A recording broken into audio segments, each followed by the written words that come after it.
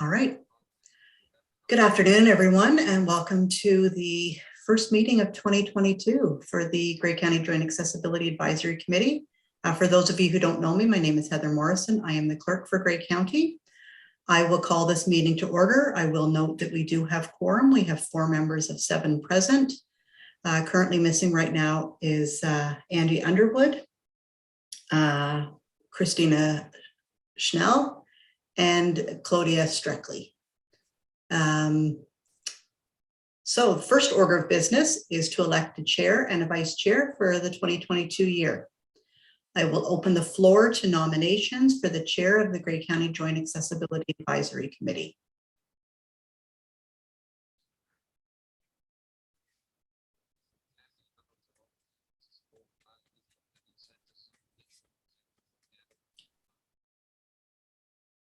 Do I have any motions for a chair for the Joint Accessibility Advisory Committee?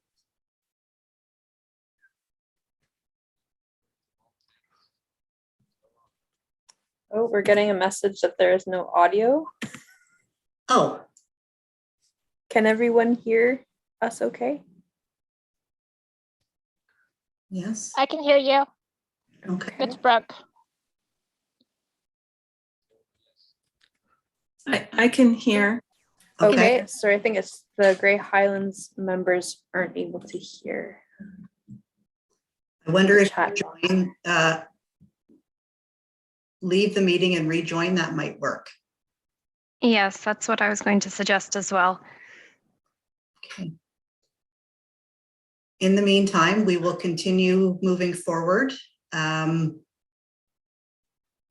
Nominations for the chair of the committee.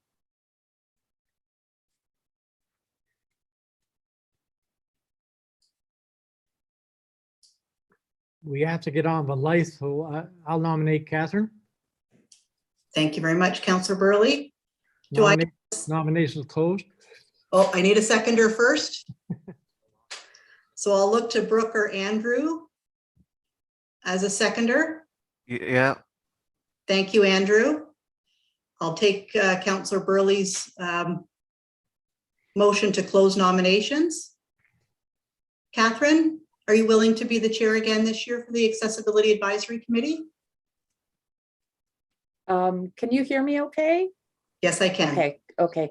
Thank you, Dwight. I appreciate that. Yes, absolutely. I would be more than happy to chair again. Thank you very much. Thank you. I'll confirm that Catherine Schultz is the chair for 2022.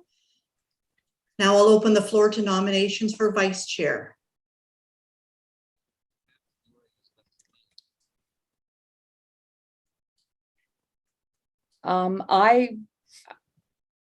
Unfortunately, the other members are not here, but I would like to nominate Dwight as vice chair. Thank you very much, Catherine. Do I have a seconder? From Brooke or Andrew? Yes. Thank you, Andrew. Any other nominations?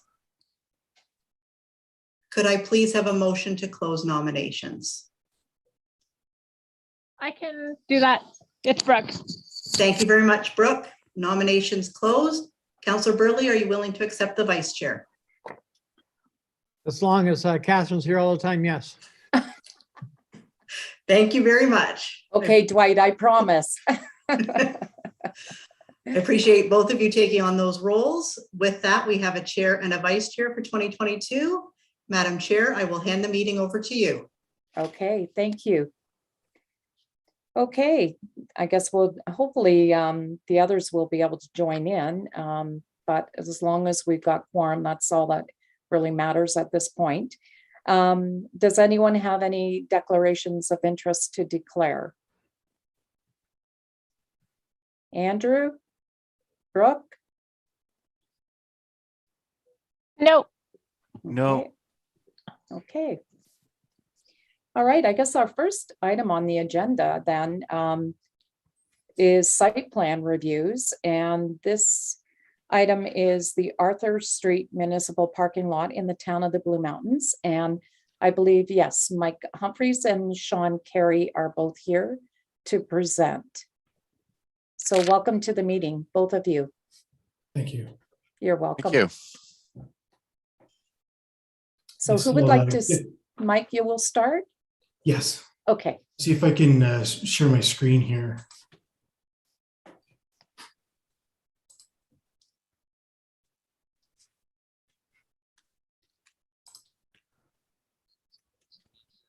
Can everybody see that?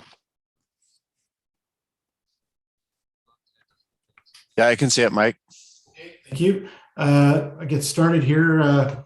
I'm Mike Humphreys. I'm the Senior Infrastructure Capital Project Coordinator for the town and the project manager for the Arthur Street Municipal parking lot.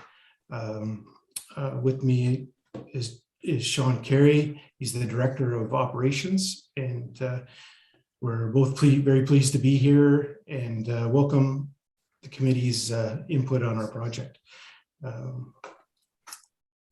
I have a brief presentation that I've brought with me to share. We use this presentation for when we reached out to the residents and the Thornbury BIA, and I won't be going through all the slides. I'm going to focus mostly on the background information and the design considerations applicable to today's conversation. So the town purchased a property at 1517 Arthur Street in the downtown core of Thornbury in 2020. It's next to the TD Bank parking lot. It's about 2,600 square meters in size and had an existing residential building on it that the town demolished. And since then, we've retained an engineer, WT Infrastructure Solutions, and they've started the design. And we're currently moving from the 60 to 90% design, hopefully to finishing up the 90% in the next week or so.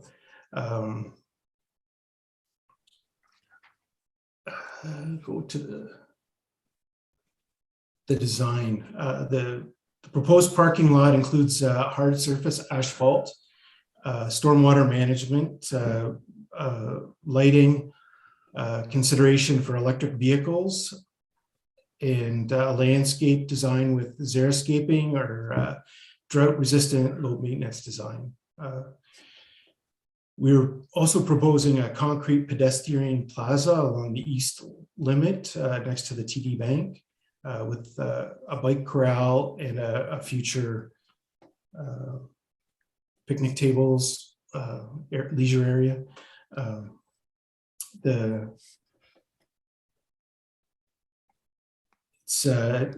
functional design.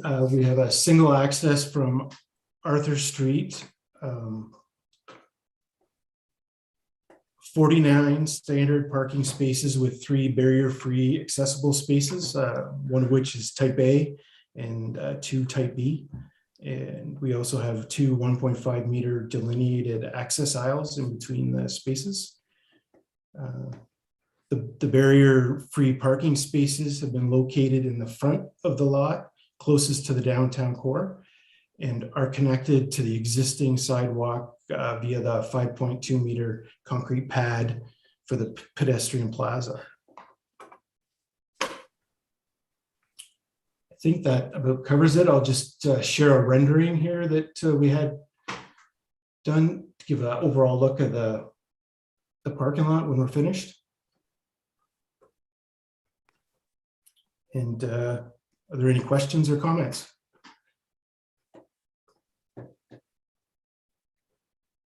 So maybe I'll just add to that. Thanks, Mike, for that. Just for those who may not be as familiar with the area, you'll see, and Mike, I don't know if your cursor will show up on the screen, just to show Arthur Street is actually Highway 26, where it comes right through Thornbury. And where you see those white cars parked on the far left, that's actually an existing parking lot with TD Bank. So if you're familiar with the main intersection in Thornbury where the street lights are, that's the TD Bank right there, which fronts onto that corner where the lights are. And so the pedestrian area that that Mike was talking about next to the accessible parking areas is, yeah, that where Mike's cursor is there. Those are bike storage areas, picnic tables to, I would say, the south. And then that hardscape is a paved area in front of those accessible parking areas, as Mike said, to connect into the sidewalk, which would bring pedestrians to the main intersection of Highway 26 at the lights that I was referring to. So just wanted to add that little bit to what Mike had to say. So yeah, with that, maybe thanks, Mike, for taking us through that. And if any of the committee members have any questions or comments, I'll maybe turn it over to the chair. Thank you. I actually do have a question. I don't see lighting. There is lighting proposed. Okay, It wasn't at the time we did the rendering, we weren't sure what it was going to look like, but we do have lighting over the pedestrian plaza and around the edges of the parking lot. okay, great. Yeah, I don't have any further questions. I did have a chance to review all of it on the weekend. You know, just happy to see that the accessible parking is positioned where it is in the parking lot, closest to the, you know, adjoining sidewalk, you know, adjacent to Highway 26 there, but also the pavement in front of the parking spots as well, to make it a lot more accessible coming up off the access aisles. And it looks good and wide, so yeah, I think it looks pretty good. Dwight. Chair, sorry, Mike, could I ask you to stop sharing so we could see everyone on the screen again? Sure. Thank you.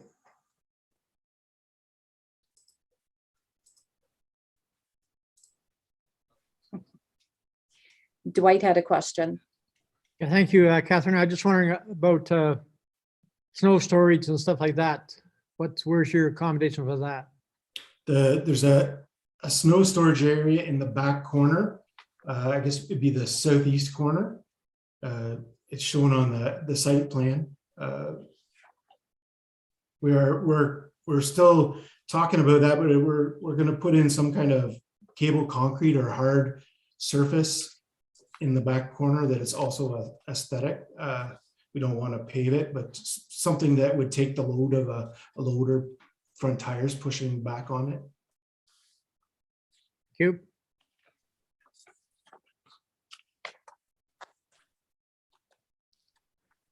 Okay, any other questions? Does anyone have any other questions from our committee? Kathy? Hi, I don't have a question. I just wanted to welcome Claudia and Christina to the meeting. Thank you, Kathy. Can anybody hear me? Yep, Hello? Can anybody hear me? yep, we can hear you, Yes. Claudia. Oh, okay. Hi. First of all, sorry I'm late. My computer locked me out because of some update, and I couldn't get back in because you can only go back in via email, and you can't get, so it's complicated. I was wondering what the ratio is to parking spaces for non-disabled people and parking spaces for disabled people. It looks like 2 spots is a little bit stingy. I'm not sure if I'm correct on that. So there's 3 spots and there's 49 standard spots. Oh, 3 spots. I didn't see the Yep. 3rd one. Yeah. And What's the ratio? Would you know? I do not. Okay. There was a calculation provided in the package. It's 4%. Yes. 4%. Okay. Thank you. Yeah. Is that Okay. enough? Pardon? In general, is that enough? 4%? Our engineer did the calculation, and I believe it worked out to 2.05 parking spots required, and he rounded up to 3. Okay. Oh, nice. Okay. Thank you. Yeah, and they would have to follow, Claudia, they would have to follow the, you know, the AODA requirements on that anyway. Mm-hmm. Yeah. Yeah, it's quite adequate. Dwight, I hate to be a broken record, Madam Chair, but I do not see that we're presenting this in a fashion for a person that is blind. And I just don't know how we can present it in a better fashion. And it's just, it makes it very yes, difficult to be able to, for instance, Andrew, I don't know if you understand what we're talking about or not. But I'm just curious that I just don't get that feeling. Well, I've never been there, only thing I could suggest is you gotta make sure you have your ensure that you have those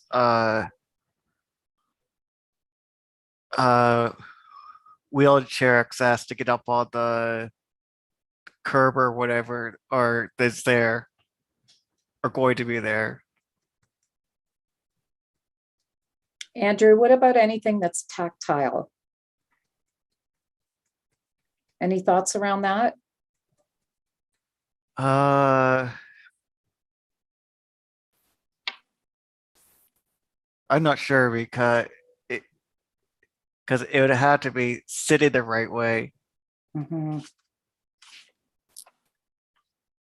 Yeah, and unfortunately, you're at a bit of a disadvantage not being able to see the drawings in an accessible format. I mean, you just have to kind of visualize, you know, that it is a parking lot.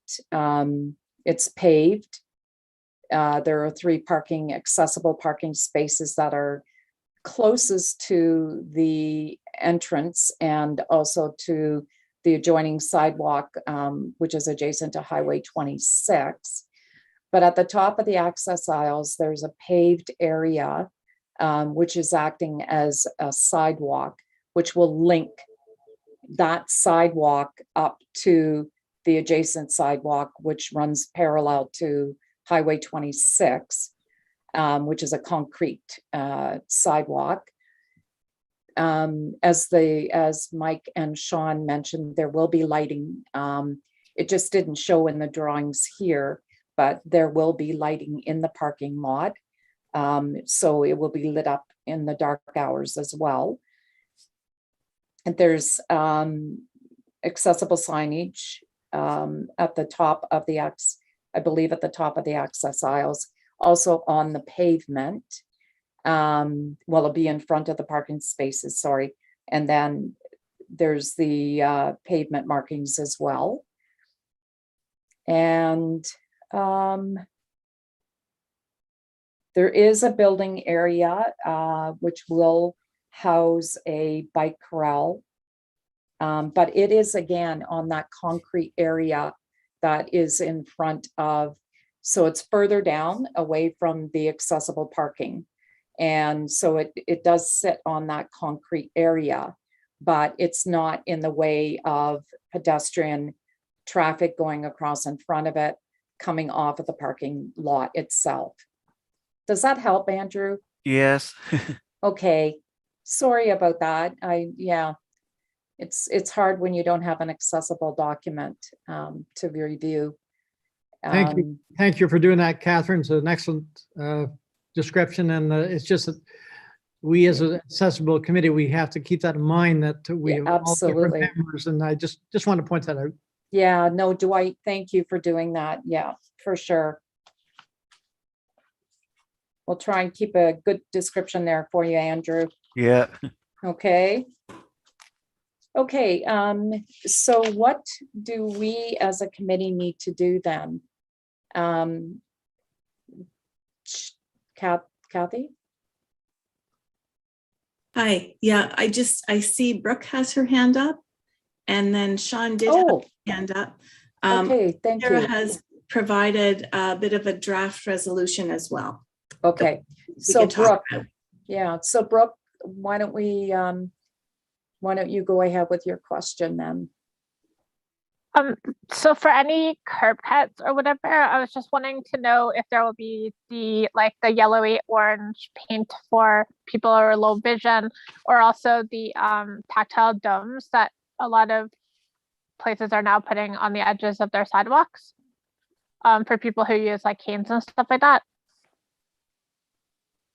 I believe there will be, yes. On the Sounds ramps. good. Okay, and then Sean? Yes, thank you, Madam Chair. Just want to apologize to Andrew for not having this information in the way that that would help you and to accommodate. So I think just as a suggestion back to the committee, that would be helpful information for us so that we can give, because we were just tailoring this to get it to you guys today. It was a little bit, I wouldn't say last minute, but so that would be helpful information for us to know in the future, just to see like if there are additional accommodation or considerations for material to be submitted, we will absolutely do that. So just wanted to make that comment and wanted to thank Andrew for his patience. Thank you, Sean. That's great.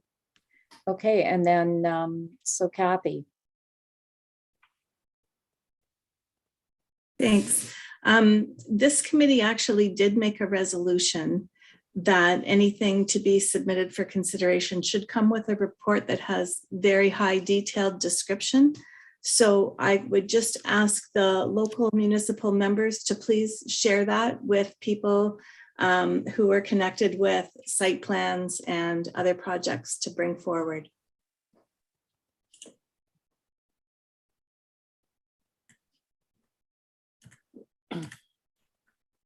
I can read the draft motion out, Catherine, if this is a. Sure, if that they're would be intending great, further Tara. comments. Thank you. Okay, sure. So it's that the design of the Arthur Street Municipal parking lot in the town of the Blue Mountains be supported as designed. Okay. So we need somebody to move it. Dwight? And we need a seconder. Yes. Oh, Andrew. Okay, thank you, Andrew. All in favor? Yes. Yes. Yes. Okay, and did I hear Claudia? Yes. Okay, thanks, Claudia. Okay. Carried. Okay. So thank you, Mike and Sean, for your input today. That was great, and for your presentation. We appreciate it.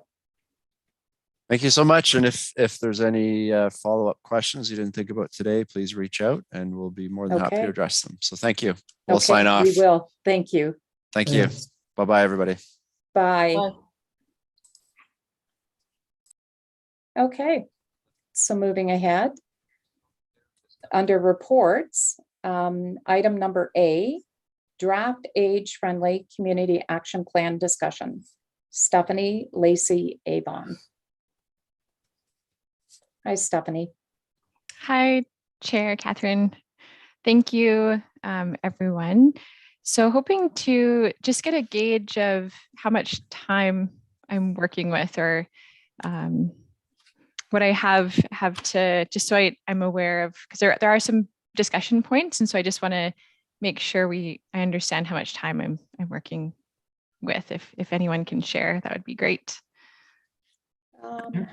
10 o'clock.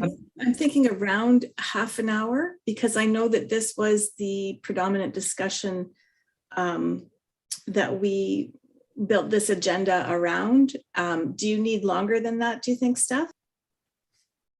No, 30 minutes should be good. That's helpful. And yeah, I can definitely accommodate that.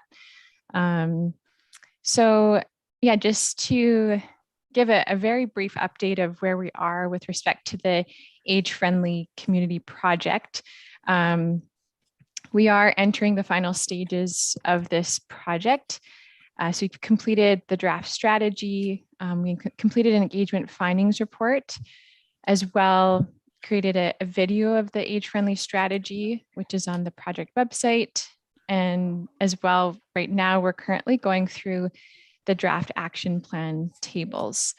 So the nature of me connecting with this group again today is to go over those specific action items, that are in the tables that are speaking specifically to this group in terms of whether or not they would be accommodating or interested in being a lead in that select action item, or if they're interested and okay with being a partner, as well if there's any identified additional resources. So if that's additional staffing or different groups to connect with or financial resources needed, as well as target groups, and looking at really clearly identifying what our outputs are. So what are the indicators that can really measure whether we're successful in implementing a certain action item? And so everyone's aware with what timeline we're working on. Last week, as well as this week, will form part of the bulk of the secondary engagement sessions that are to do specifically with the action item tables. And we are hoping to bring forward this final report to County Council February 24th. And so we do have to keep chugging along given the parameters we were allocated under the provincial grant that helps fund this program and project. So we're moving ahead and definitely going to meet those timelines as per the grant requirements, which is early March that this project needs to be completed, which is great. So without taking up any more time, I know thanks to Kathy, she did share the action item tables, and I apologize. It is still very much in draft form, and we did a bit of work to make it a bit more accessible, but there is a lot of content in there. And so, hoping to just go over some of the action items in that table, the abbreviated table that was shared. And I'm thinking, given we have 30 minutes, I'm thinking if it's okay with this committee, to go over the specific action items first that have been identified as this committee as a lead for that action item. And then if there's any other action item that this group wants to specifically speak to, and then I've highlighted a few on my end that we can go over. So if that works for everyone, just in terms of how we'll go through the report. I'll share my screen. So this shared document isn't the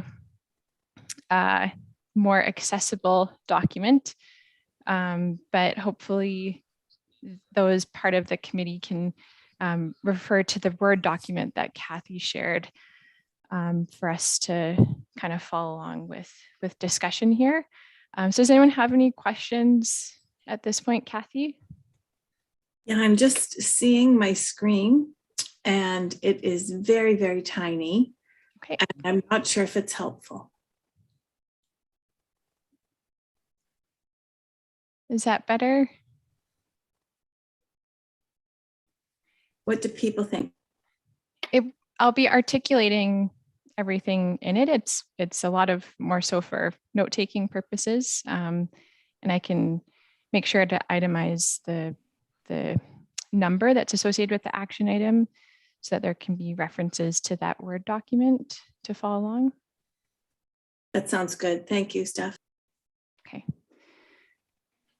Okay, so if we're good to proceed, so just as a friendly reminder, as part of the age-friendly community planning, as defined by the WHO organization, they've allocated 8 dimensions that capture the whole umbrella of age friendliness. And so the first dimension here we're going to talk about is outdoor spaces and buildings. So as part of one of the priorities under this dimension is to ensure outdoor public spaces are designed to be accessible to a wide array of ages and abilities. So we have an action item under that priority as 1.3. And the action item is Grey County Joint Accessibility Advisory Committee.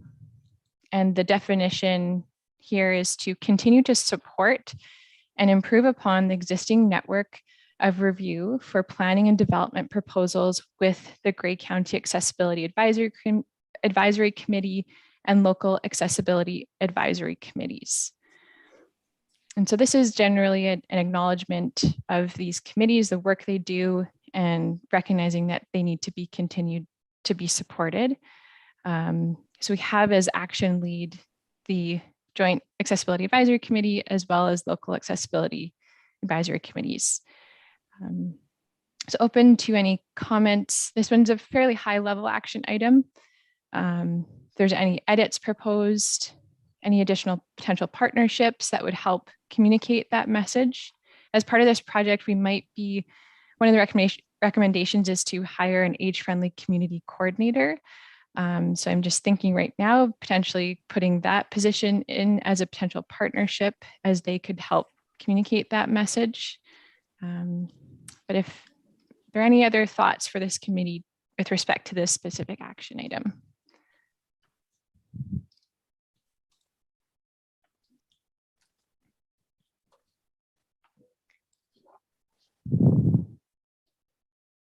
Okay, seeing none, I'll move on to the next. So priority number 2, again, this is still under outdoor spaces and buildings. So to improve overall accessibility of public and private buildings. So the action item is 1.13, and it's an age-friendly community recognition program. So this action item would be to develop an annual recognition program that acknowledges local businesses that have become age-friendly community qualified through application of the age-friendly community business toolkit, and as well local municipal age-friendly community innovations and key milestones. So this is connected to another action item that isn't displayed through this table here. But the age-friendly business community business toolkit is looking to really outline what would be considered and qualify your business as an age-friendly business. So whether that's having an icon outside of the door to suggest that there are matters built matters that have been changed within the structure of the facility that are accessible. So that could be tactile in nature. If the widths of the aisles are accommodating for various mobility aids. So that business toolkit hasn't been created yet. So that's a separate action item.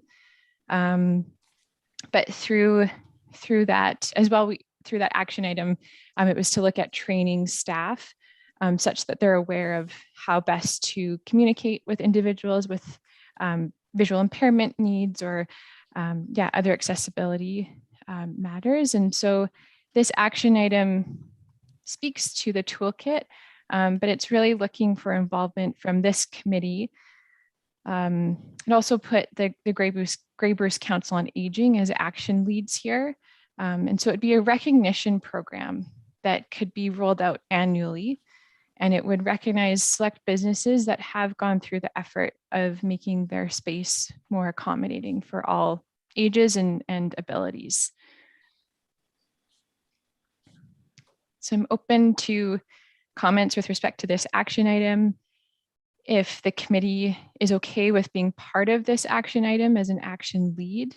So my thought would be that there would be an evaluation criteria, and then this committee would form part of the decision-making process to issue that recognition.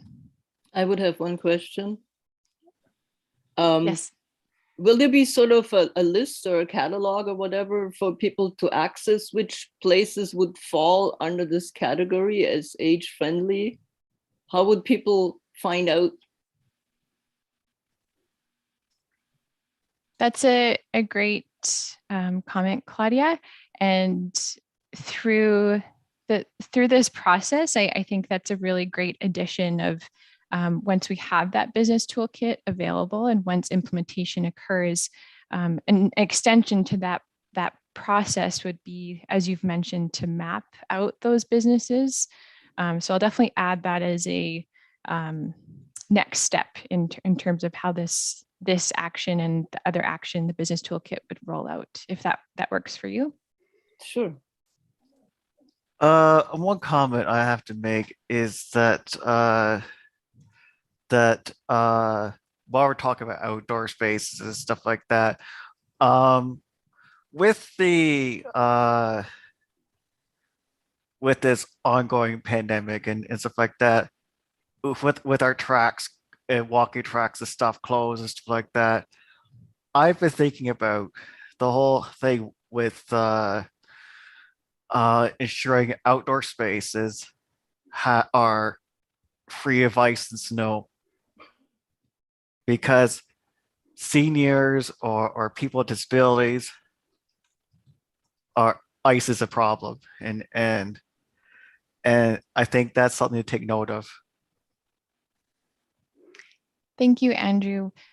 We do have an action item. Again, this document is really extensive. I think there's about 16 here, but I will revisit that one. We do have one that speaks to maintenance standards. And with that, there was some discussion around even conveying to the public which sidewalks, for example, will be maintained, like what hierarchy it takes place. And so in terms of priority, so what sidewalk will be cleared and maintained from snow and ice early in the morning, and then as the day progresses, how does that carry out? But yeah, I'll revisit that other action item and make sure that really specifically capturing the snow and ice components of public spaces. That I could think- become part of the map then, perhaps. Kathy, you had a question? Yeah, but I also want to acknowledge Claudia's comment about that becoming part of the map. I think Steph's going to capture that there as well. So to have the Accessibility Advisory Committee be a lead on this is outside of the mandate of the scope of the committee.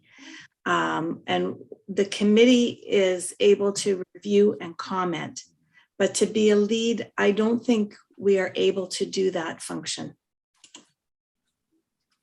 Yeah, thank you, Kathy. I was going to mention that as well.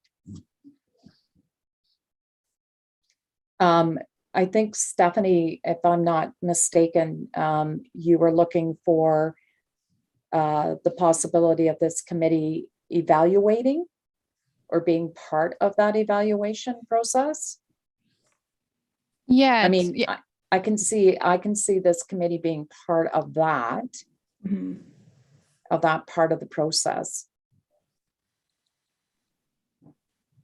Okay. But definitely I agree with Kathy. It to take the lead is most definitely outside of the perimeters of the committee. I mean, I love this idea. I mean, my background in the accessibility committee that I sat on before, we had a program which was called, it actually started with my former employer, and I managed the program, and it was called the Thumbs Up program. It was an access and awareness program, and it was based on doing a audit of businesses, and then if they were successful and met everything, they would have a decal that would go on the door. And it was also mapped out as well. So there was a directory that, advised people, visitors, people to the community that, they could access that document and find out what businesses were accessible. But we also provided them with a decal that they could put on the door. So this is exciting for me to see this sort of come full circle again, but on a much bigger scale, obviously. It's something similar to what I did before, which is really great to see that. And Catherine, if I may, where was that? It was in Collingwood. In Collingwood, okay. Yeah. So yeah, perhaps you can give us a hand when we get around to doing this action item in terms of yeah, absolutely. just offering some best practices and yeah, tips. for sure. Yeah. Okay. And Christina, you had a question as well. Yeah, I have a few. So basically what you're saying is that there'll be like a list of things that would get you points. Like it's kind of like a person walks in with, you know, their judge, they've got a clipboard and they're like evaluating like what makes them more accessible, or they're just making changes kind of. Yeah, so I just pull up the age-friendly toolkit for businesses. So it'd look at, yeah, in terms of like a kind of like a checkbox kind of criteria that you would have to meet, or yeah, a certain percentage. But yeah, looking at for front door access, width of aisles, accessible washrooms, ramps, and automated doors, hours of operation. So no step, or no slip entries, paint stairs, walk-ups, and bright color to ensure visibility, display accessibility level and certification on the exterior of buildings, and staff who have been adequately trained. So that's the general nature. But with respect to this toolkit, I'm also wondering if this committee could help inform certain elements of that toolkit. Right. So like when we ask, like when we talk like business improvement or the downtown core, or like any business as a whole, like things that could help. So we actually have a store downtown that has a ramp so that you can get into their store. And they have actually told all of their members on that side of the street that they can borrow this ramp at any time. So because you can't put a ramp out on the street, right? The other thing was, and I know we've talked about this one many times before because I'm so hardcore on this one, is the access to telling these people that they're like, well, I can't go downtown because it's not available. How do you tell them that Giddy Goblin has a ramp? How do you tell them that it's, you know, every store on that side of the street can use it? Most people will walk downtown and just go, well, it's inaccessible to me. The other thing is, and I know I've seen this on the Port Elgin town map, is they've kind of not necessarily accessible friendly, but they've even actually put on their maps where even private businesses, if they so choose where you can find an AED in town. So if there's something that, it doesn't necessarily have to be a physical, like, or something that makes you more accessible, but what can you do to make your whole town as a whole attractive? And what can you add that would give those extra bonuses to other people? Do you have any thoughts, Christina, about how you would carry out a communication program that would help convey that this is something that we're doing, and as well the information? So mapping information, I think, has come out a couple times, but right. So I guess it's kind of hard because like when you look at people who come from out of town and how to get them to downtown core to let them know that's actually available. I think it's going to have to be like a promotions kind of thing. Like people are going to have to know that there is things available, what you can do to how to get them here. You know, like I think, and you know, we're having less children. Our communities are becoming more adult and senior driven. And years ago, the statistic was 1 in 7 people are going to have some sort of disability. Right. So the numbers are increasing. And I know it's, you know, it's becoming worse as we age, and, you know, our children obviously leave for the city as well. That's a whole other conversation, but it's trying to figure out like social media, like trying to use all of your resources that you have to make it and let people know. And sometimes you just have to be, you know, like one point when Natalie still lived here, I had talked to somebody else about having a committee, and it was kind of like brushed away. But anything, even like congratulating store, like, let me tell you, we banked at CIBC, and there's nothing worse than people judging you for leaving a child in a vehicle, which you're not supposed to do. B, trying to get into CIBC while you leave your child outside of the window staring at you like a dog tied to a literal street post. Like I could go on for days about parenting with someone with a child in a wheelchair. People aren't coming out into our communities because it's getting harder to get out. right? They see it as a struggle. They think it's easier just to have like groceries delivered, or and I really do like, now, and this is an unpopular opinion as well, I do like what the pandemic has done for some people. I like that the creativity and the resources that it's brought out, and I really hope that some of that doesn't change. Because a lot of those things that have come out, not just to make every day accessible for everybody, but accessible for people that absolutely need it as well. But, you know, the whole marketing thing is going to be what's going to have to take you there for people to also figure that out. I don't know. You know, every year, well, I don't know if we do it anymore. The town of Hanover used to put a map out every single year. It showed you where the bathrooms were in the library, you know, if you needed to hit up town or any of that kind of stuff. But, you know, I don't know. And it could never take Natalie downtown. She couldn't get in it anywhere. So no wonder she doesn't live here. But anyway. Yeah, no, I appreciate all those thoughts, Christina. Captured notes, and yeah, I agree. I think as part of this program and rollout, there will have to be a lot of ongoing regular communication around what's available, and modifications as needed. That's great. Thanks, Claudia. Yeah. Do you know what 211 is for, the phone number? Yep. Yeah, so that maybe they should be always advised of changes like that. If people call them and ask, hey, do you know where there's an accessible park or whatever, right? So that's one thing I was thinking. The other one was tourism offices should be having maps of accessible places, bathrooms, where to get a drink of water, stuff like that. There should maybe be a specific pamphlet for people who have specific needs. Okay, yeah, that's great. Libraries should have the information too, because libraries should be a source of information too. Yeah, they tend to serve as community hubs, so that, yeah, that's a great point, Andrew. Definitely capture those. Okay.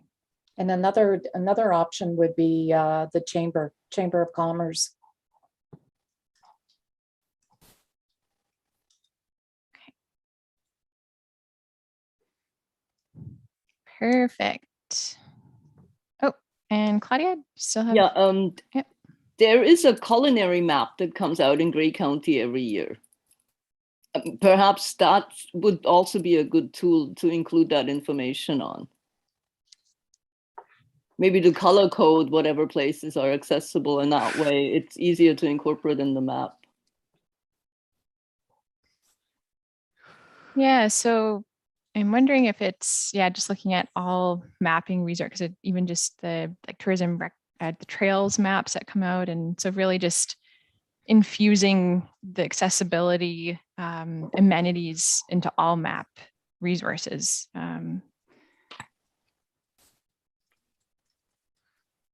It's not just about maps, I think, but I think for somewhere like me, there needs to be descriptive stuff on it, whether it's on a website or in social media about what's going on, accessible, about a business, for example. Yeah. Okay. Okay. Oh, Christina? That was one of the things that happened years ago. And I know I've said this to this committee for years, is that, I don't know, 10 years ago, we had Explore the Bruce. And I walked up to the people at the table and I was like, okay, Explore the Bruce. Where can I go that's accessible? And the kid just stood there and he stared at me. He's like, I don't know. And so to me, that was like huge too. Like, so we've got like Explore the Bruce was a great thing. You know, you're trying to get people out, stay local, etc. But again, we weren't like, you weren't working for everybody, right? It was those that were fully able, etc. So And we are getting a lot more maps out, right? We have like the canoe, like where you can portage and stuff down the river, all that kind of stuff. So I know the accessibility community is a much smaller community, but even those maps are kind of already been like out there and established. I know Explore which is gone, but who can you also piggyback on to make some of that happen? Mhm. Yeah. Perfect. Okay. And Kathy? So just following up on that thought, everybody at this meeting, if you can think of over the next week or so, where you go to find information out and just kind of share that with me in an email, I can put it all together and send it to Steph, and maybe we can help her build some resources on how to grow the project for awareness. Mm-hmm. Yeah, thanks for that, Kath. Okay, so the next one we'll move on, transportation. So priority, enhance transportation infrastructure safety for all users. So we have 2.1, pedestrian crossing facilities. So here we have increased the number and frequency of pedestrian crossings throughout the county, ensure pedestrian crossings are timed adequately to allow for safe crossing opportunities. Explore opportunities to automatically provide a pedestrian crossing symbol in higher traffic areas to align with traffic signals. So this would limit those with accessibility needs having to actively interact with the walk button or sensor. Audible signals. Audible signals, okay.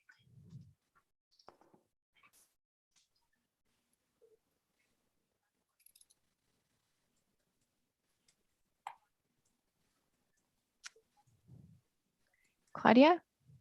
I was wondering in general if we should advocate for, when people go to driving school, that they actually learn how to recognize crosswalks and the rules and laws around them, because it seems to me that people know how to drive, but they don't know a lot of rules. Like bicycles would drive against traffic, or people don't turn their headlights, their high beams off at night, or people drive through towns with high beams. Like there's so many problems with traffic. I found that people just have no idea about the rules. If we should try to get something like that into the training for drivers. Because a lady on a couple of crutches or with a walker or something like that is definitely gonna be really, really slow crossing the road.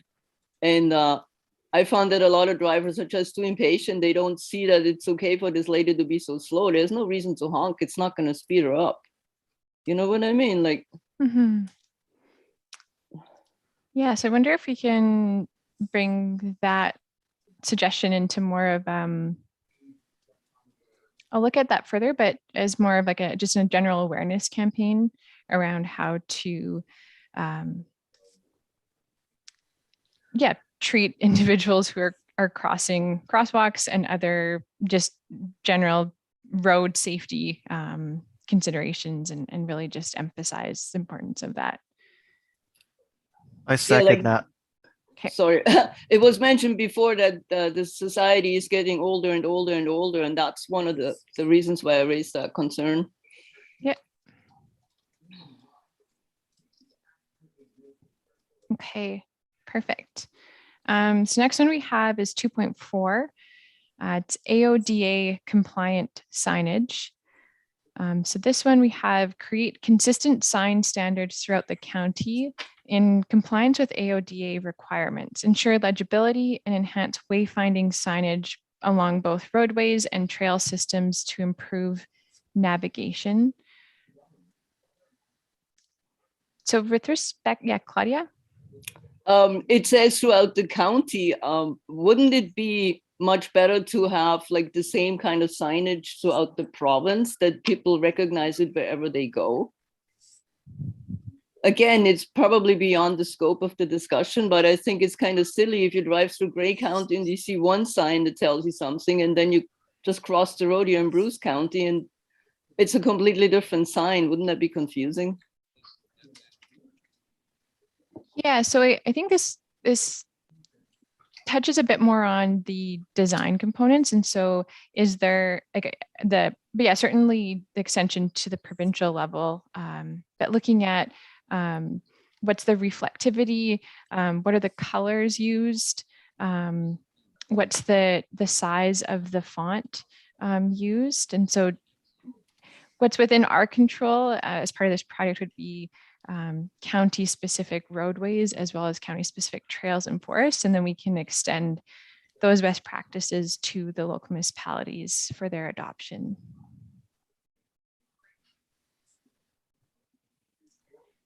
So I don't know if there is a signage manual or guide that exists that really captures AODA measures. I'm thinking through provincial resources.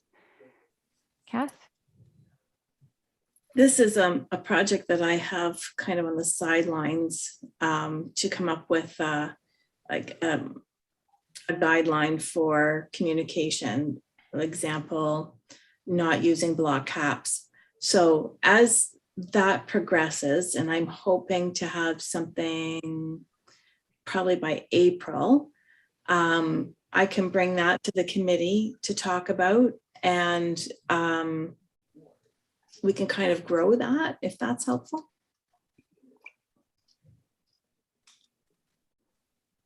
Yeah, that would be great. Andrew? What question you asking again? It's to do with AODA signage. So creating a guide, a document that really informs best practices when it comes to roadside signage and trail signage throughout the county. Well, I think things like stop signs need to be good and bright, and in some cases they may need to have a light on, especially if it's a crosswalk where people are going out at evening, especially if it is a winter time type thing. But they need to be accessible to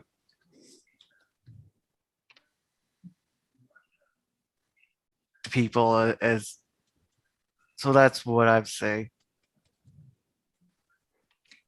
Yeah, that's great, Andrea. Yeah, I appreciate the comments around lights.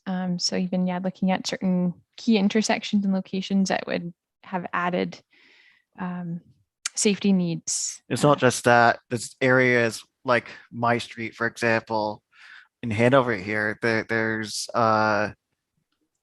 even though most of the people are older in my building, for example, there's still kids around that cars that these, or some sign needs to be put up saying beware of the children here or something like that. I don't know, caution sign or something like that.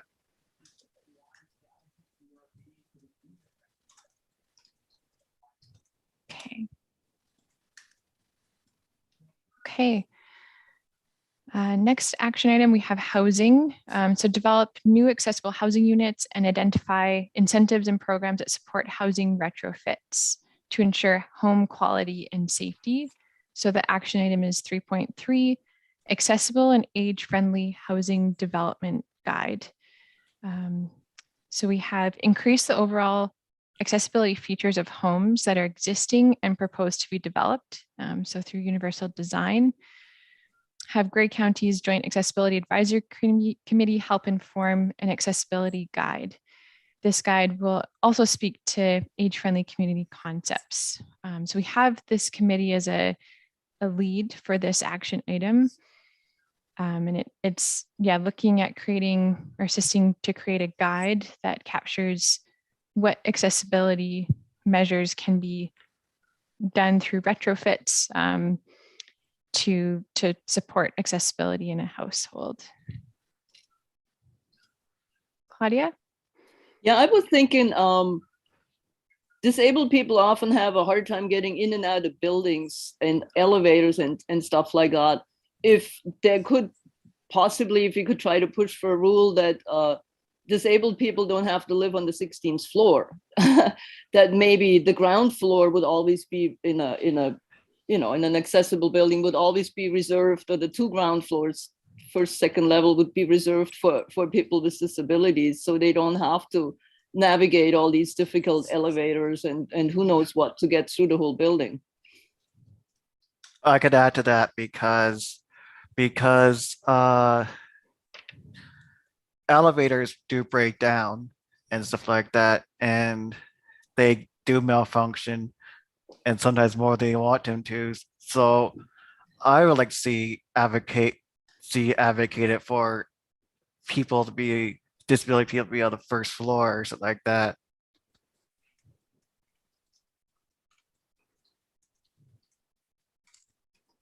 Okay. Kathy? I'm going to suggest that Mhm. instead of having this committee be the action lead, maybe Grey County Housing, and with a view to the work that they're doing with affordable housing. And is this committee okay being a partner? So I don't think we can do that. I think we can only review and comment. I don't think we can lead.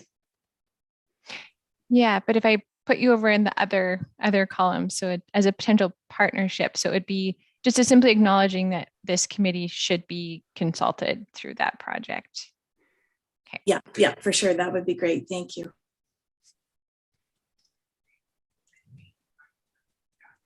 Christina?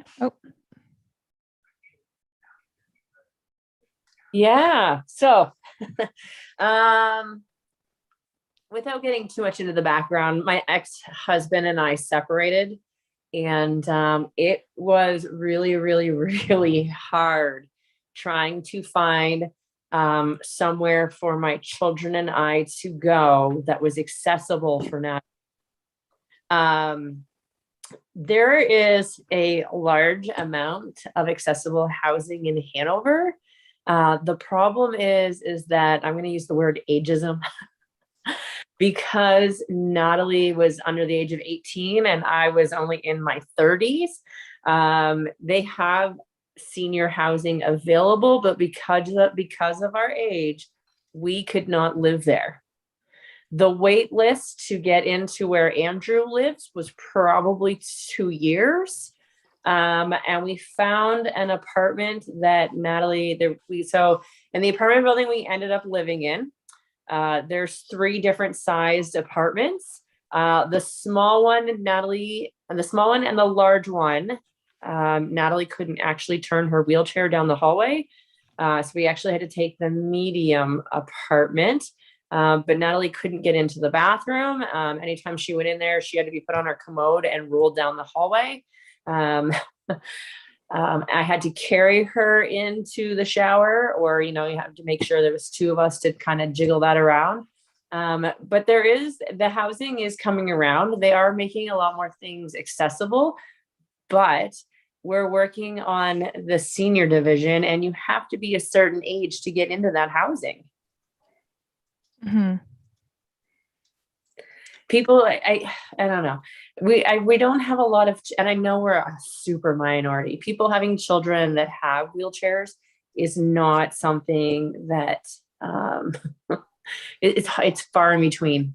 I don't know if there's a dozen of them in Hanover, right? Mm-hmm. And it becomes that, but it's also the how do you make it accessible? Where do you find funding? Actually, Natalie is right now working with a foundation of her disease called Cure SMA. And she is actually in the middle. They're going to hire her, and she is working on developing a list to find some of these resources, like March of Dimes and SMA, and like whether it be your Lions Club, etc. So she's actually working towards making a list like that right now in order to help those families. Mm-hmm. Which, with permission, if I can, I could probably share it with you when she's done and got it compiled, which is certainly a different aspect, but yeah. That would be great, Christina. And yeah, I fully appreciate your comments around all ages. I am aware of the senior advocacy for accessible spaces throughout our county, which is great. But yeah, that brings a really interesting and different perspective that's very important to consider. Right. I definitely had to be loud and I had to pave the way. And I know that I can be loud. But I also found out that I couldn't get anything done without being loud. Like the park downtown, it took them a few years, but they got accessible swings so that you could actually put a child in it so that it was like, it was a much larger swing. It took years, but it's because there's such a minority and they are expensive. People are having a hard time putting out money, especially when people want to go damage stuff. Mm-hmm. That's really great thoughts. Catherine. Yeah, the only thing I wanted to add to this, Stephanie, was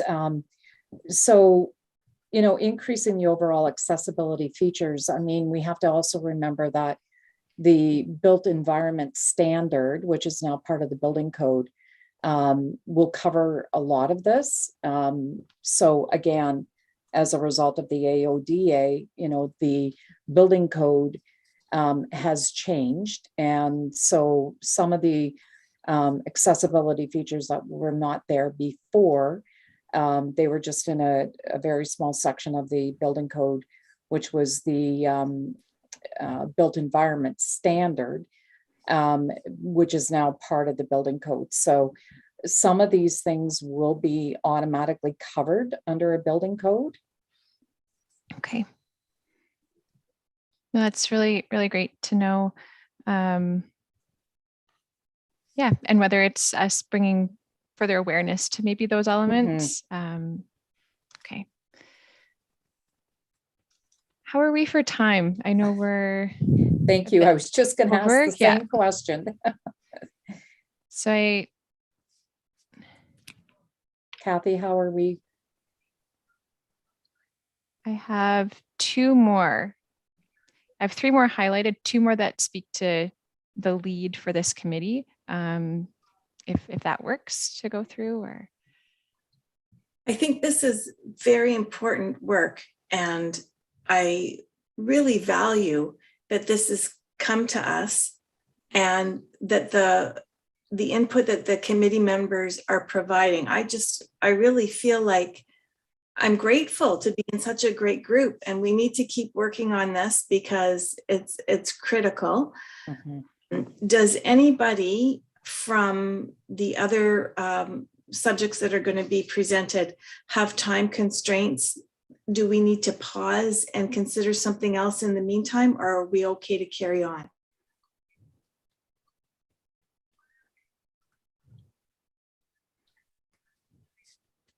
Kathy, it's Melissa Hilgendorff from Hanover. Can you hear me? Yes, yes. I'm just noting that I know Andrew Wilkin will be doing most of the speaking on our behalf, but I will be reverting to mobile soon just to go pick up my kids from school. But we do have agenda item. Okay, and I see Andrew's hand is up. What are your thoughts, Andrew? Yes, thanks. I'm good until 3:30, as long as I can. I would think I may be 10 minutes or so with my item. So as long as I can get in before 3:30, I'm okay. Okay, I think we're going to be okay here. So let's forge ahead. And if we need to pause at 3 o'clock, if we're not done by 3 o'clock, then maybe at 3 o'clock, can we pause and do the Heritage Square project? Yep, that works for me. Okay, onward. So social participation. We have priority, promote and strengthen existing and future partnerships with community organizations and groups to enhance socially, culturally, and community relevant outreach efforts. So here we have the Grey County Accessibility Group. Be to arrange a larger group comprised of staff from the Grey County Joint Accessibility Advisory Group and local municipal accessibility advisory groups to meet on a quarterly basis or as necessary. The group will provide an opportunity for staff to network, share resources, and brainstorm on topics related to accessibility. So I'm not certain if this exists, and it doesn't. Is this of interest? Are there modifications?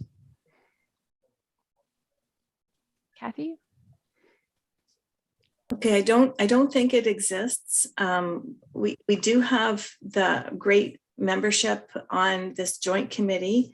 I know that there is, Meaford has its own committee, Owen Sound has its own committee, and West Grey, I think, also has its own committee and also participates in this one.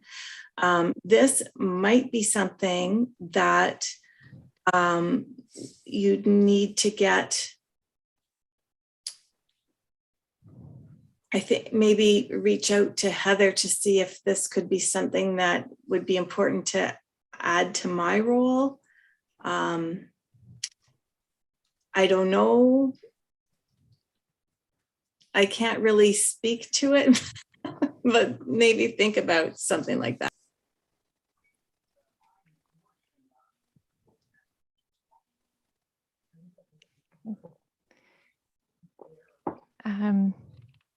Any other thoughts? Yeah, I can definitely connect with Heather and see how this one would play out. Claudia? I don't know if that fits in here, but have we considered reaching out to conservation area groups so they can map out for us which bathrooms, for example, which trails, or even on the side of the road, you know, where these pit stops are, these rest stops, which one of these are accessible and which ones aren't, because these porta potties, I'm sure, are not accessible at all. And all these pit stops on the side of the road only have porta potties. And I don't know whose jurisdictions are those. Do they belong to the conservation areas? I'm not sure. Thanks, Claudia. Yeah, I'll see where that one fits nicely. It's an example of something that could be discussed as part of the larger group. But yeah, definitely can see where to throw the Conservation Authority groups as part of consultation for some of probably more of the outdoor buildings and spaces. That's great. Okay, so moving on to the next one. Find ways to encourage a variety of people to come out to social events and activities, including those on fixed incomes, less mobile, new to the area, youth, and or those who live alone. So we have action item 4.9, accessibility guideline.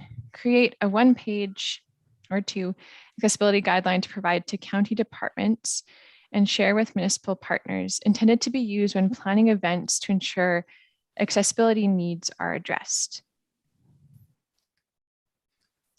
So again, we have this committee as part of the lead for that. Yeah, Kathy. I actually have a great tool.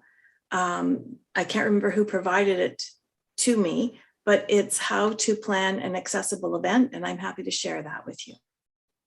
That'd be great.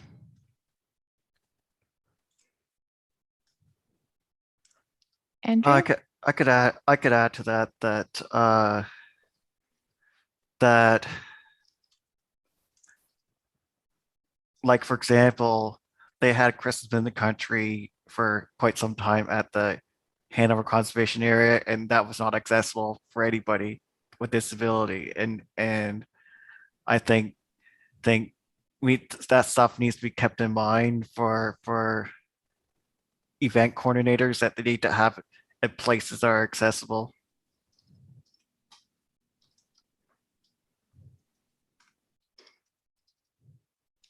That's great, Andrew. Thank you. Catherine. Yeah, I just wanted to add to what Kathy was saying.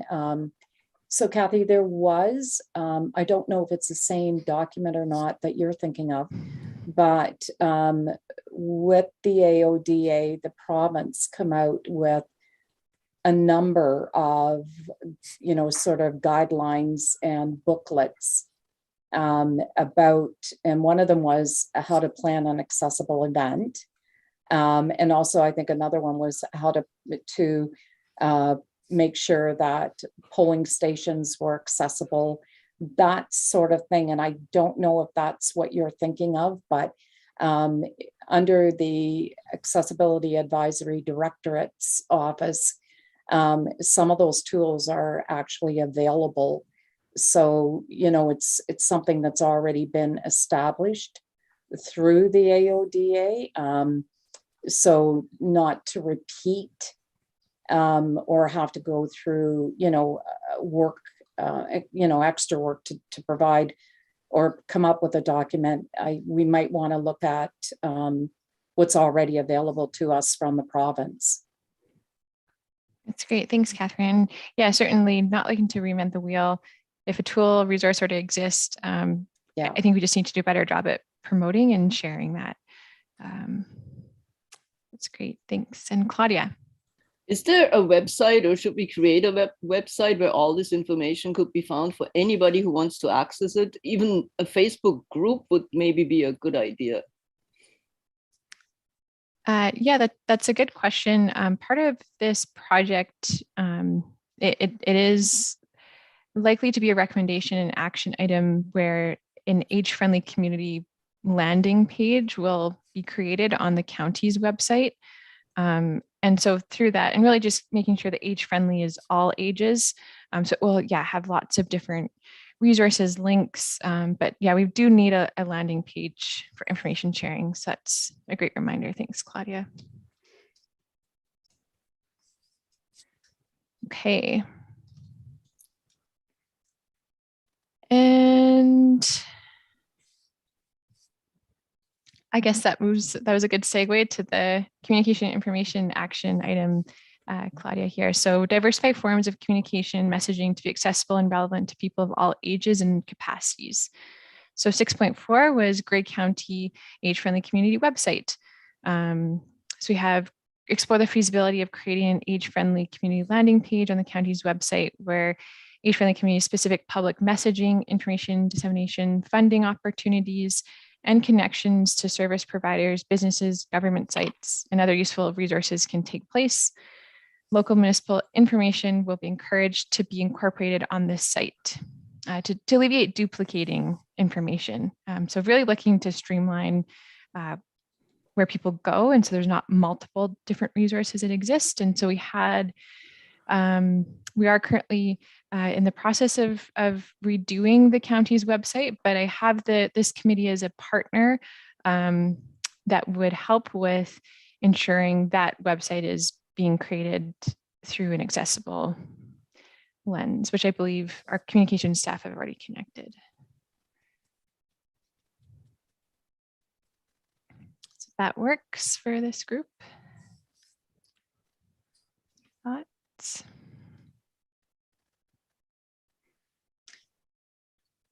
Okay, so that is the last of the ones that I had highlighted on my end as priority ones to connect with this group. Are there any others that, or any general thoughts that this group wants to share?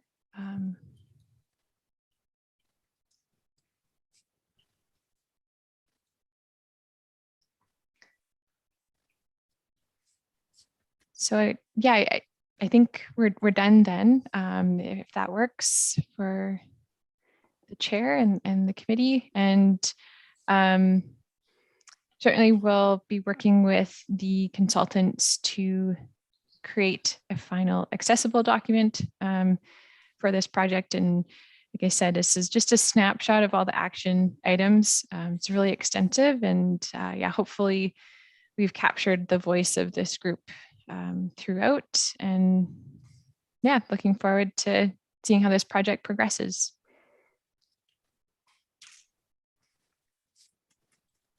Oops. Kathy, do you have any further comments?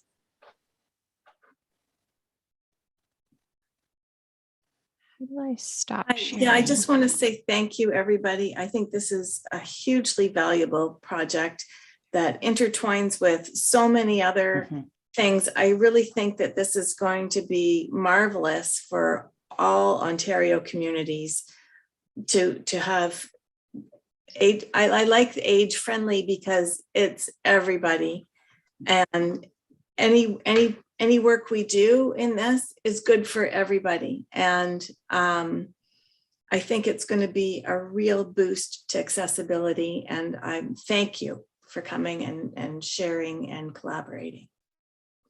Yes, thank you, Stephanie. Lots of work, I know, from being on the committee.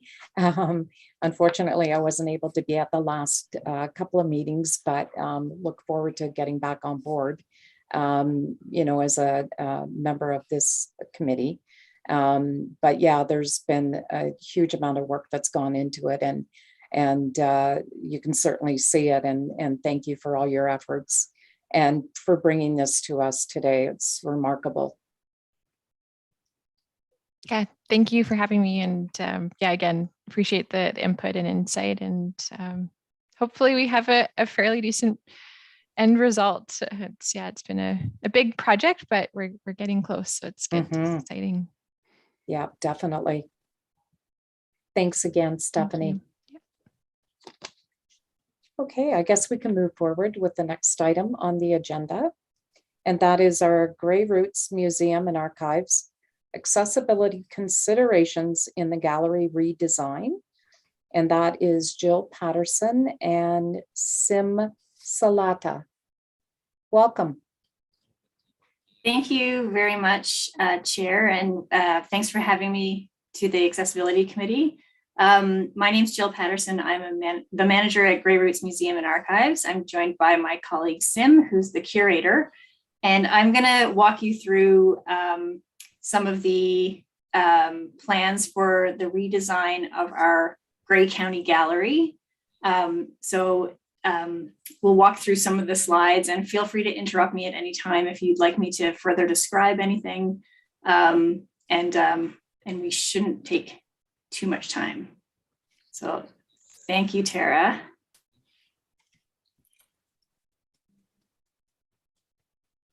So Tara's just bringing up the presentation. The first image was just the main building at Grey Roots. So I just wanted to give you a sense of the location we're talking about. So there you go. There's the image that's showing right now is just the front entrance at Grey Roots, our sort of main building. So the next slide. So working with a design firm from 2018 to 2020, Grey Roots developed a concept design to update its central long-term exhibit in the Grey County Gallery. And so that's the space when you come into Grey Roots, just to the left, the sort of big permanent gallery space. The first section completed is the new Voices exhibit that showcases the history of Grey County through personal stories unveiled in 2020. And in 2021, staff are working with a new design consultant, Origin Studios, to produce and design and map out content for 3 new sections. So in the image that's on the screen right now, it's the view of the Voices exhibit that was unveiled in 2020. And the new space that we're redesigning is basically the back wall of that gallery space. So I guess going to the western wall of the building. This presentation outlines the design intentions developed by Origin Studios to create a long-term gallery design that encourages repeat visitation and future engagement with the community. The new gallery will share the stories of Grey County through objects, archival images, and first-person stories while offering engaging discovery-based learning for individuals and groups alike. The casework has been designed to maximize the number of objects on display while maintaining design synergies with the Voices exhibit. So we want it to be complementary to what's already there. Those intentions were discussed at the outset of the project, and Grey Roots staff stressed the importance of an inclusive and accessible gallery experience. Origin have taken their approach from the Smithsonian Guidelines for Accessible Design, the accessibility standards for exhibitions from Ingenium, and the Canadian Museum of Human Rights Inclusive Design and Accessibility Guidelines. They have broken out each gallery component below and itemized the accessible and inclusive practices included in the design. So we can click forward to the visitor flow and floor plan slide. So this gallery, the new gallery space will offer a straightforward, clear path with opportunities for visitors to find predictable surprises. So the layout avoids bottlenecks and dead ends and is open concept overall with maneuverability for 1- or 2-way traffic throughout the gallery set to a minimum of 48 inches. The gallery experience features a calming color scheme with an overall gray palette offset by organic wood tones. Floors are the current gray color, which will stand out from the casework with a high contrast color palette of dark gray for all junctures. The emergency egress is unchanged from the museum's base build. And then we can click forward to the next slide. And so this is a rendering drawing of how the casework will be planned. For those to be a bit more descriptive, it's basically like exhibit walls that have kind of like cubby holes and shelves and spaces for objects, as well as archival images and text panels. And Sue, let me go back to my notes. The exhibit walls feature the agreed upon colors of the dark gray and the warm honey toned wood that offer high contrast across the spectrum and surfaces that will minimize the reflection and glare. The walls have a consistent design language which flows logically and rhythmically through the gallery, offering no hazards or encumbrances to visitor movement. And then we can go to the next slide. So the objects in the casework have been displayed according to the Smithsonian guidelines for height of installation and are optimized for viewing by seated and standing visitors. Small objects will be displayed near the case surfaces, and all objects are displayed without complex visual backgrounds or complex layered graphics. Objects will be lit by strips of hidden LED lighting, and the casework has been designed to go straight to the floor, thereby minimizing unpredictability or impediments for visitors with low vision. Closed and open display objects and images are at suitable heights for their proportions and scale, which allows standing visitors and visitors in wheelchairs to get close to artworks and labels. So on to the next slide. So the text panels and object labels. The wall text panels have been designed to be installed at consistent heights using the Smithsonian guidelines for height of installation. It follows predictable patterns with suitable font sizes and accessible fonts. All text is installed at heights or on surfaces that meet the needs of visitors who are standing, seated, or who require assistive devices. Object labels are offered on handheld documents so that visitors can engage with each section from various locations in proximity to the casework. By offering the object labels on portable handouts, they can be easily reproduced in multiple languages, large font, and Braille. Font size, color, and variable background colors have a high contrast that fits well within accessibility ranges. The content hierarchies and font size standards have been established and are maintained throughout the gallery. The line lengths of 50 characters per line and sufficient leading is the templated structure to facilitate long form reading.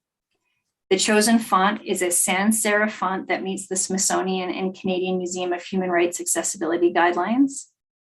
And the surfaces, other than the covered display cases, have been specified to be matte or semi-gloss to manage glare from lighting.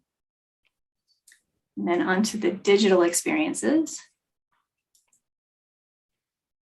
So these touchscreens that we plan to install mounted into the casework are they're sort of part of the plans, but they're not a for sure item. They're kind of one of the bells and whistles, but we're really hoping we'll be able to get them added.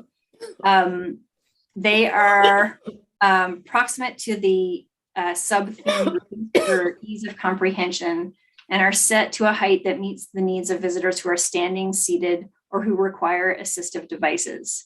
The font size, color, and variable background colors will be specified to follow gallery design which has a high contrast that fits well within accessibility ranges.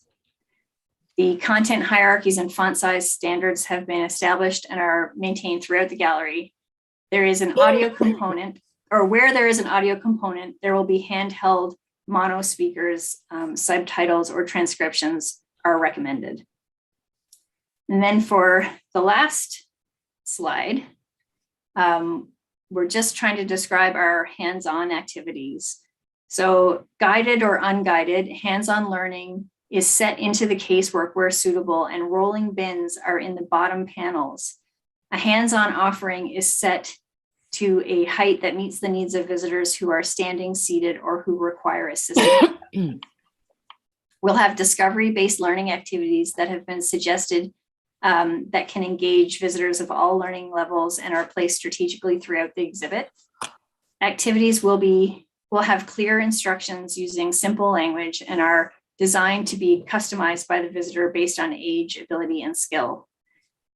These hands-on rolling bins, I guess you could imagine them kind of like a rolling cart that's sort of tucked into the bottom of the casework, and we can kind of pull them out and position them wherever we want in the gallery, and then they can be tucked away too, so they're not in the way.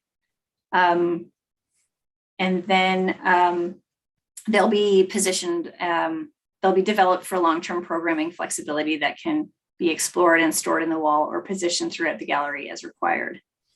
So the fabrication and installation of the abundance, previously the agriculture section of the gallery, will begin in 2022 in addition to the final design work. Throughout 2023 and 2025, we'll see the fabrication and installation of the remaining sections. The new design will allow our exhibit to be easily changed to display new objects, new stories, and images so that we can adapt to the public interest or community input, and visitors are always discovering something new. And I think a point to put forward is really the main driver of this development of this new design was to be able to change it up all the time. Or if we have suggestions from the public, like this text panel is not legible, like we need to make it better. These are very, this design is very easy to update and change and fix things that come forward. Hopefully we don't have too many things to fix, but there's just a lot of flexibility with this design. So that brings me to the end of my presentation. Can I just give a quick comment? Sure. I just wanted to thank you so much for your descriptions and stuff, because I'm blind. So it was, and I've never been there, like I'm new to Grey County. So it was really interesting for me to listen to that because I felt like I could walk through with you.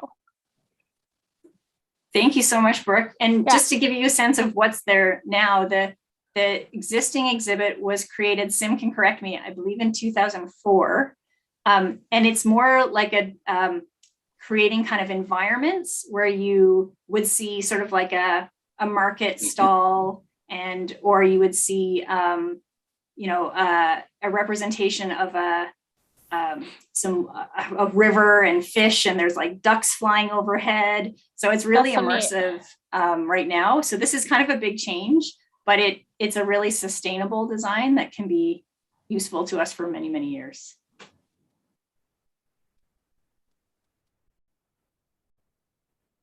I see Councillor Burley's hand up. Thank you, Dale. It's a fantastic display, and I've been there at the museum many, many times. I'm just curious, an outlook or looking at your display and so on. I never seen one handicapped person walking around your display in your presentation. I just wondered, is there a reason why, or I'm thinking somebody like in a wheelchair or. Yeah, I'm sorry about that. That's something we could update if we wanted to share this more publicly. There are little icons of a person in a wheelchair in the image of the visitor flow and the floor plan. I don't know if you'll notice those, but you're right. There could be one in some of the renderings to show how people can, like the height of where people can read the walls.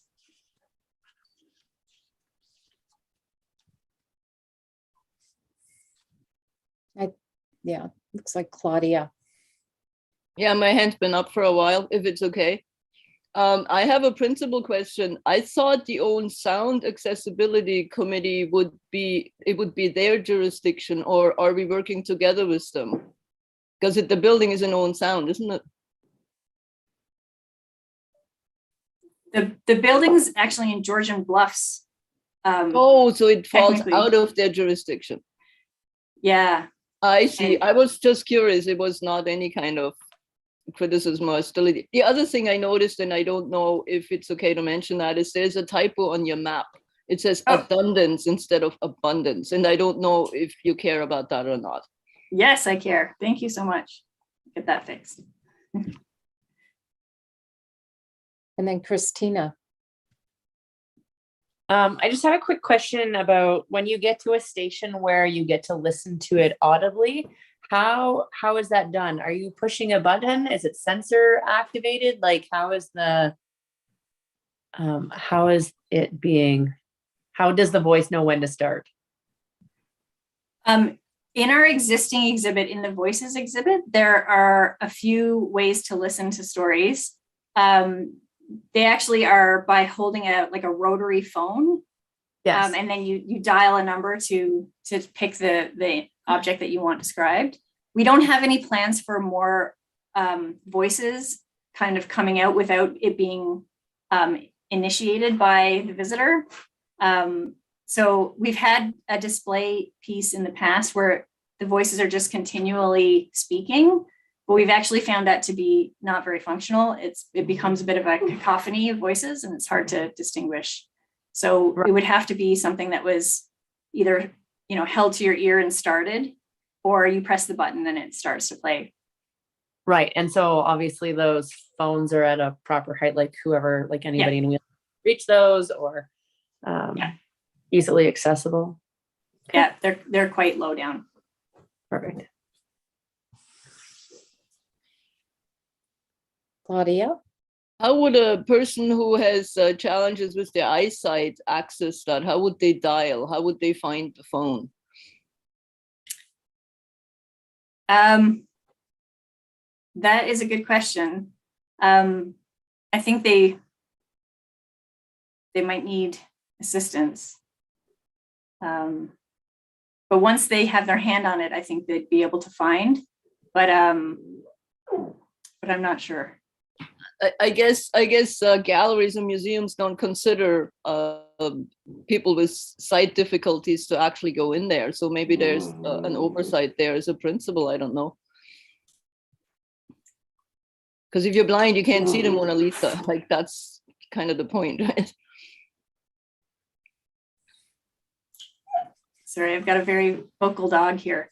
No, it's certainly something museums do consider in terms of their gallery designs and in terms of like organizing space.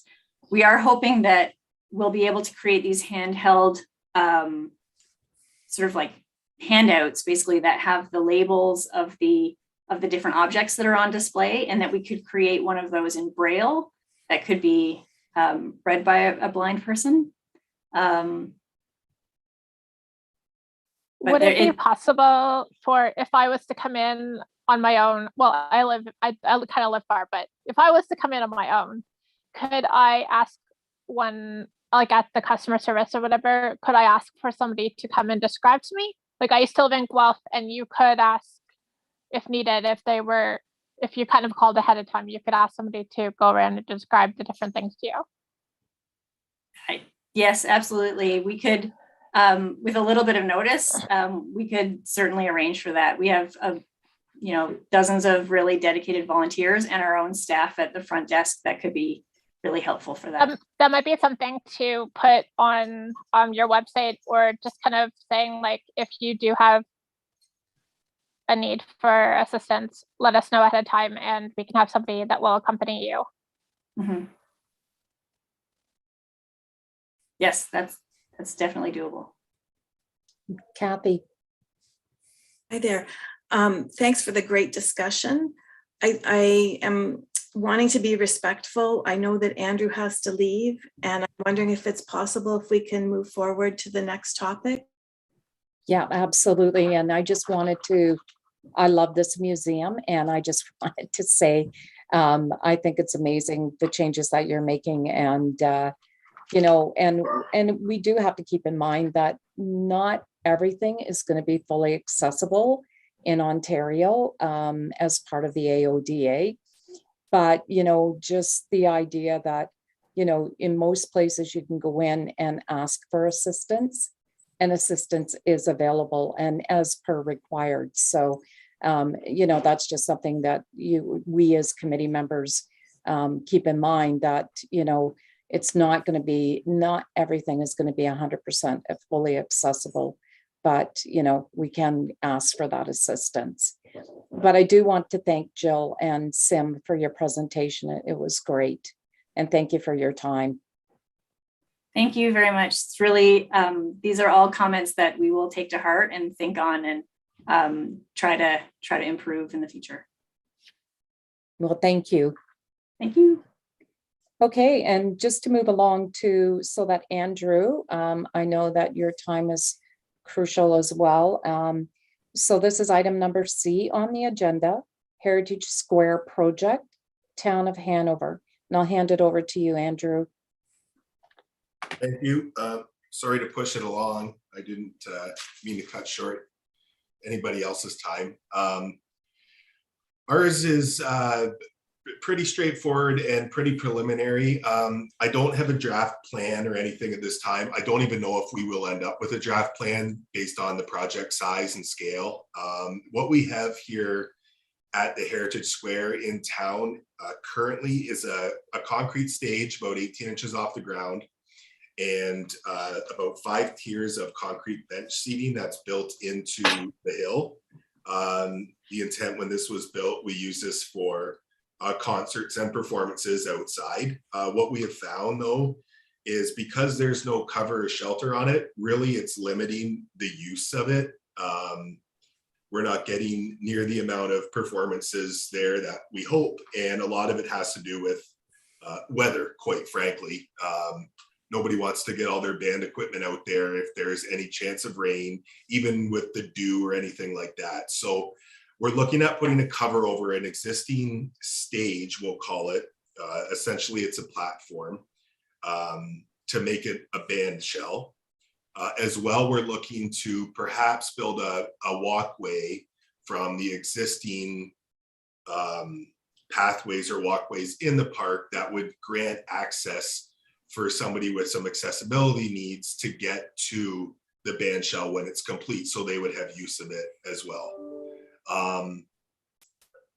I thought I would bring this up now just for any preliminary comments or input or ideas that we should be taking into consideration for the walking path, the stage itself. The intent right now is, because it's only going to be about 12 inches off the ground, off the grade, we'd like to maybe not have a railing around the stage and the band shell.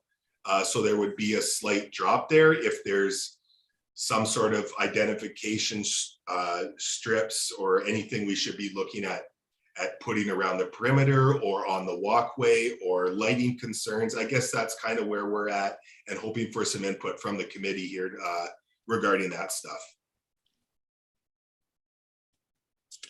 Have I explained what we have and what we're trying to accomplish okay, or was that a bit convoluted?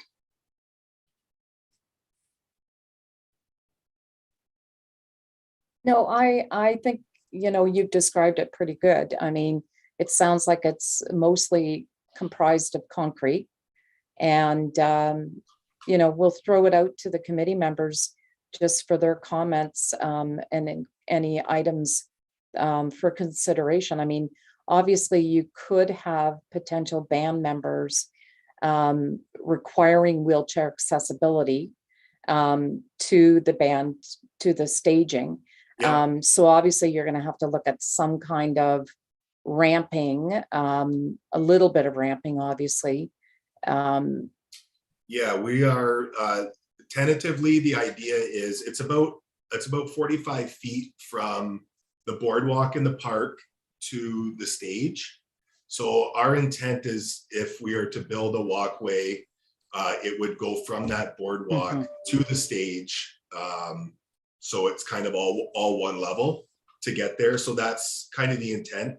We've been kicking around the idea of making the stage a little bit bigger out of concrete. It's concrete now, maybe making it a bit bigger. If we did that and the stage didn't have a railing around it, just based on the height of it, maybe there's something we can do with the concrete around the perimeter to help identify that an edge is coming up or there's a drop. I don't know if something like that should be thought about. I guess maybe I was hoping to get some input on something like that, or any identification on the walkway or getting to the walkway that you're at the walkway. I guess were a few things I was hoping to touch on.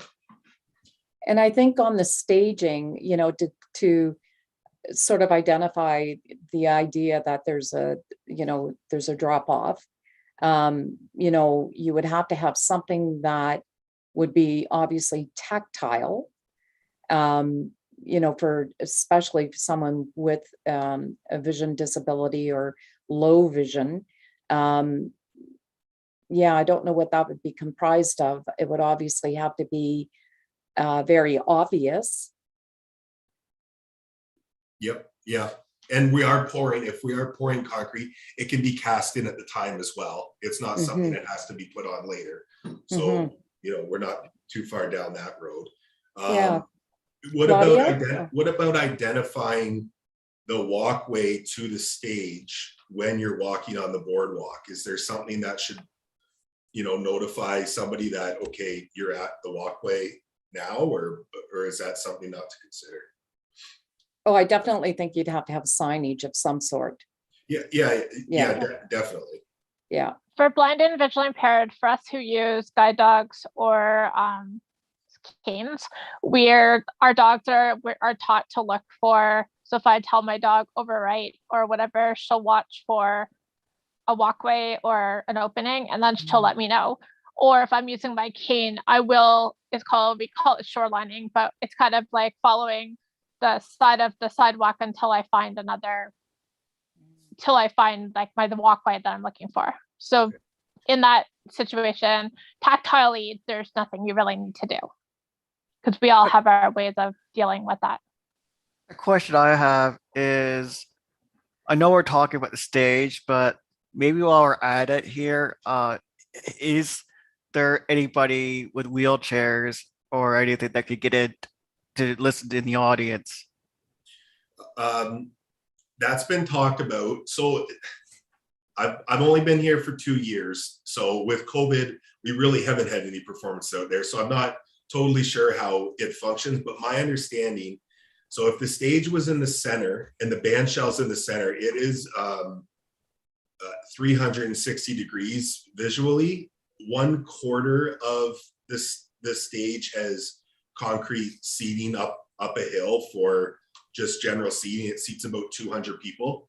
However, the walkway runs along the south and the east, and you from there could watch or listen to a show from there.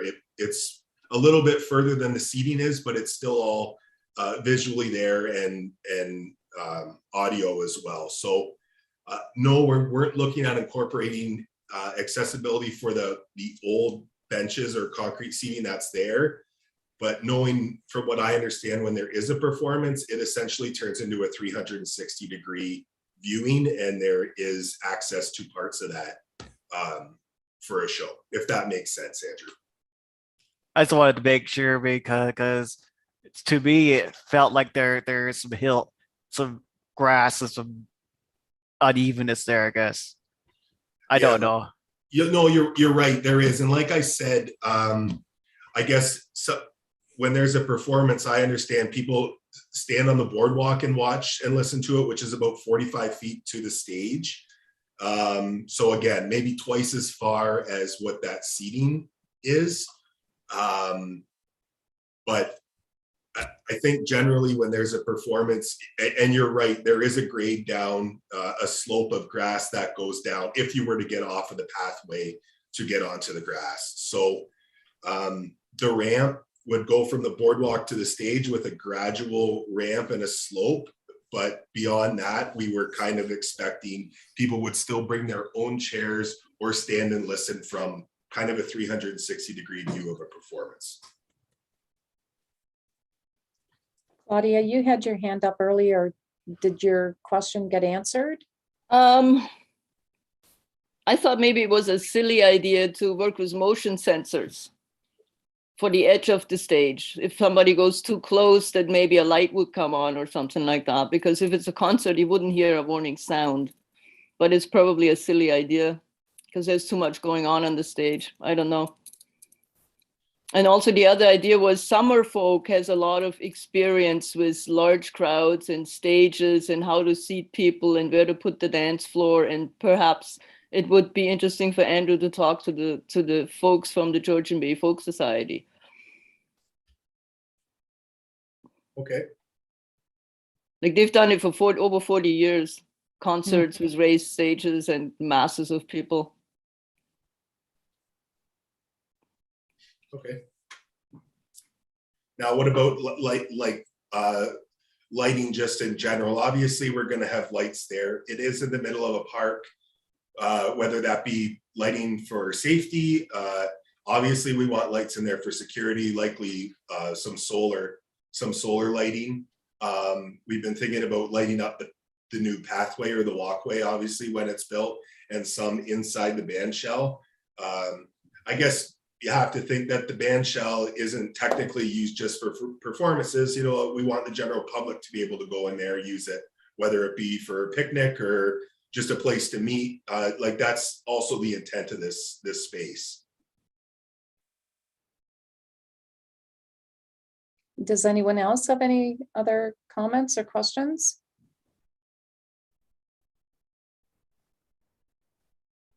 Kathy? I have a great resource, a lot of great resources. And it's about, it's got some good things for when you're creating paths and when you're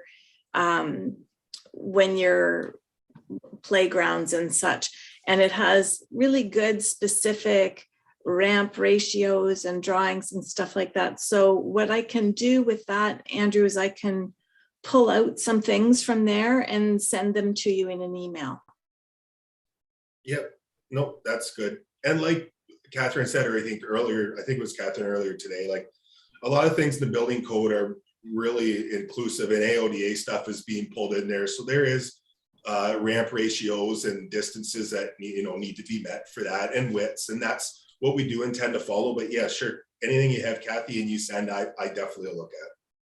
Yeah, and there's also the design for public spaces as well, which gives you a lot of that, requirements around ramping and pathways and walkways and that type of thing too. So, you're going to refer to that obviously anyway. Yeah. And Andrew,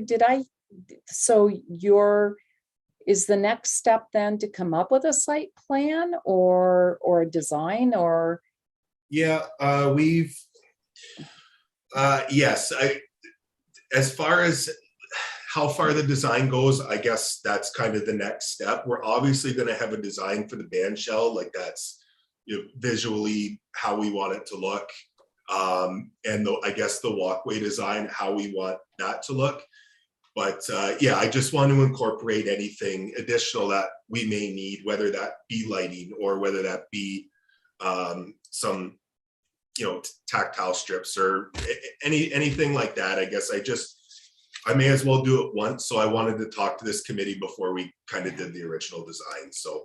And will we, as a committee, have the opportunity then to see the final document? Yes, I can certainly keep everybody in the loop and send whatever we do come up with. I guess I was just worried that I might not have an overall site plan of it, just because a lot of it is existing. It might just be some elevation drawings of what that's going to look like, but whatever I come up with and whatever we get designed, I will send it to committee for comment. That would be great. Yeah, that would be great to share it with the committee. Okay, so I'm looking at something around the perimeter, I guess, of the stage, is one item of concern. Some signage as well, maybe at the walkway that's going to be added, and some identification that the walkway is indeed meeting the boardwalk, I guess, is what we've kind of spoke about. Yep. Okay. Yep, absolutely. No, that's great. Well, thank you, Andrew, for your time. We greatly appreciate it. And thank Okay, you thank you for, very much. yeah, asking for our input. It's, we respect that. Thank you. And we have Andrew's number as well, and maybe that's a resource. I'll touch base with a little further along in the winter, because obviously this is a spring or summer project. So Mhm. I have a little bit of time on it. I just, it's just obviously the preliminary stages. So that's great. Thank you. You're welcome. Thank you. Okay, so the next item on the agenda is the election accessibility plan discussion with Kathy. Okay, so one of our local municipal members asked me about what are the requirements for this. Because an election isn't something that the county does. I hadn't given it any thought, but I reached out to my ONAP group, the Ontario Network of Accessibility Professionals, and they were very helpful. And one of the things was sent by the Township of Brock, which is the election location accessibility checklist that's in the agenda as a reference document. So you guys might find that helpful. But there were a number of other things that came up, and you don't need to make notes because Tara's got all of this and it's all going to be in the minutes. But the consensus was that the Accessibility Advisory Committee does have to review the election, what's it called, an election accessibility plan. So at some point, those will have to come forward for review and comment by the committee, or Meaford's committee, or Owen Sound's committee.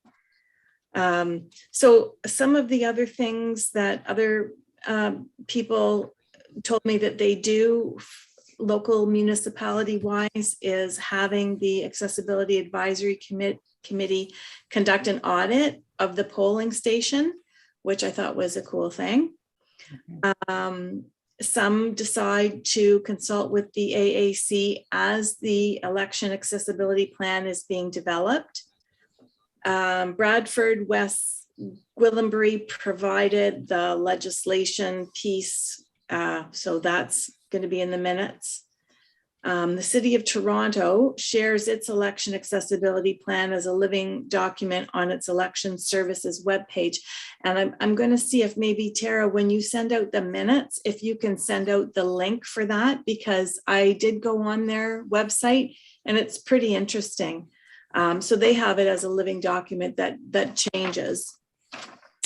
And then Aurelia provided a demonstration of their voter assist terminal to their Accessibility Advisory Committee prior to the last election, and they had a good response to that.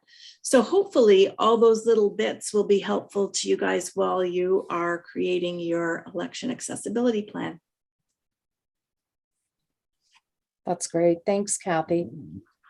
Yeah, hard to believe we're going to be into an election next year.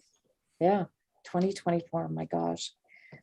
Okay, so next item is other business. Does anybody have any other business for the agenda? No? Okay. And then I guess next meeting, I guess that's to be determined then. Yeah, okay. Kathy's nodding her head yes. And I guess the next is to adjourn, unless anybody has any questions. Dwight. Motion to adjourn. Oh, thank you. Do we have a seconder? Christina. Yes. Okay, all in favor of adjourning? Yes. Okay, thank you. It's great to see everybody again.